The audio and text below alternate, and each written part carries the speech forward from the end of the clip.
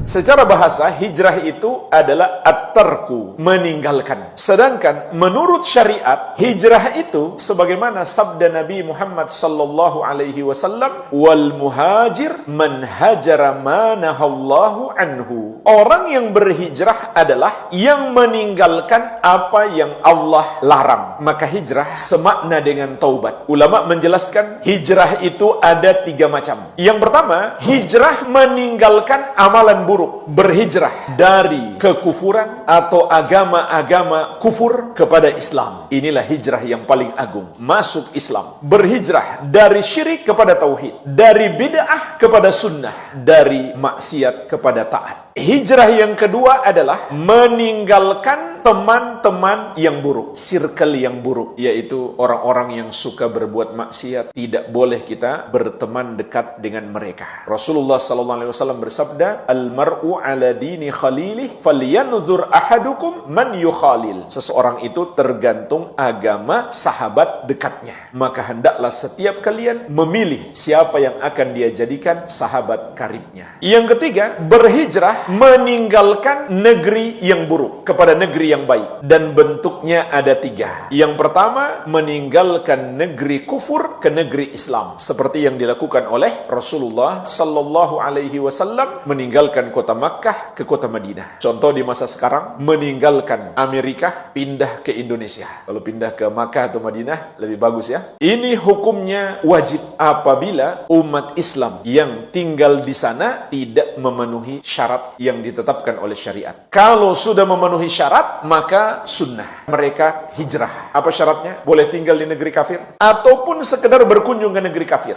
Ada 4 syarat. Syarat yang pertama, mampu mengamalkan dan menampakkan agama Islam. Kata para ulama, kategori mampu di sini pun ada 2. Yang pertama, dia bisa menampakkan syiar-syiar Islam yang zahir, seperti adzan, salat, puasa, wanitanya berjilbab. Kalau misalkan di negeri itu dilarang wanita muslimah berjilbab, wajib mereka berhijrah. Kategori yang kedua, yang dimaksud mampu menampakkan agama Islam adalah mampu menjelaskan batilnya agama kaum musyrikin dan batilnya peribadahan kepada selain Allah. Ini syarat yang pertama dengan 2 kategori. Syarat yang kedua, bolehnya tinggal atau berkunjung ke negeri kafir ada suatu hajat. Artinya bukan sekedar jalan-jalan, bukan karena merasa fasilitas di sini lebih nikmat dibandingkan di negeri kaum muslimin, bukan. Tapi ada suatu hajat penting. Apakah dia mau berobat atau mempelajari ilmu yang tidak ada di negeri kaum muslimin, atau mau berbisnis. Syarat yang ketiga, memiliki kedalaman ilmu agama untuk membentengi diri dari serangan syubhat. Syarat yang keempat, memiliki kekuatan iman yang dapat membentengi dari godaan syahwat. Kalau seseorang membawa keluarganya ke negeri kafir tersebut, ditambah syarat yang kelima, mampu menjaga keluarganya dari pengaruh-pengaruh buruk di negeri kafir. Di antaranya adalah terutama untuk pendidikan dasar dan menengah, harus ada sekolah Islam di sana, sehingga anak-anaknya bisa belajar di sekolah Islam, tidak bergaul dengan anak-anaknya orang kafir. Karena pengaruh buruk pergaulan dengan anak-anak orang kafir ini sangat dahsyat bahayanya. Yang kedua, berhijrah dari negeri yang tidak aman ke negeri yang aman, meskipun sama-sama negeri kafir. Ini pernah dilakukan oleh para sahabat radhiyallahu taala anhum ajmain sebanyak 2 kali,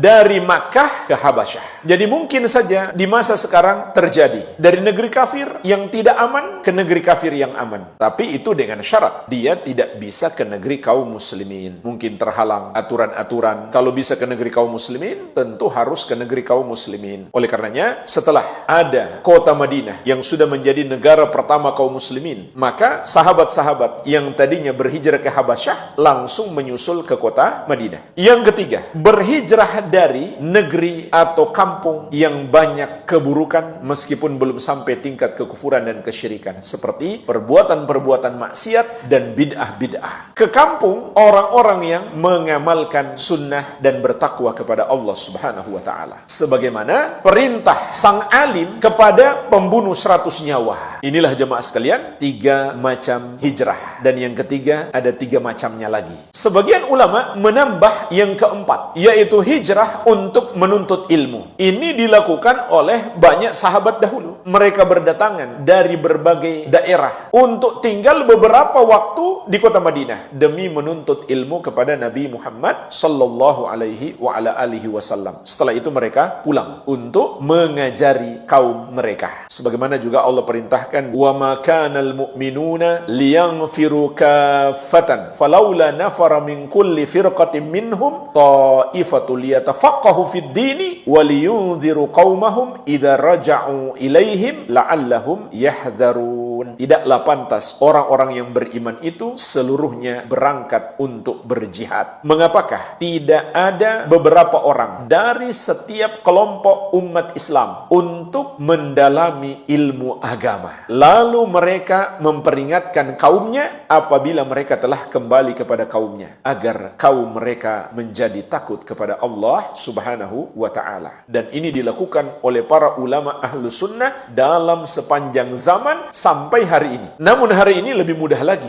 Kita nggak harus sampai keliling dunia. Cukup datang ke satu tempat, di situ ada pondok pesantren, disitulah kita belajar. Atau di kota Makkah, kota Madinah, kita belajar di ma'had yang ada di sana beberapa tahun, kemudian kita pulang dan mengajari kaum kita. Maka kita yang mungkin tidak sempat melakukan hijrah seperti ini, persiapkanlah anak-anak kita. Karena ini perjalanan terbaik yang dilakukan oleh orang-orang terbaik dalam sepanjang zaman, yaitu para pewaris Rasulullah sallallahu alaihi wa ala alihi wasallam, para ulama dan para penuntut ilmu. Al-Amwa menemani ibadahmu juga hijrahmu.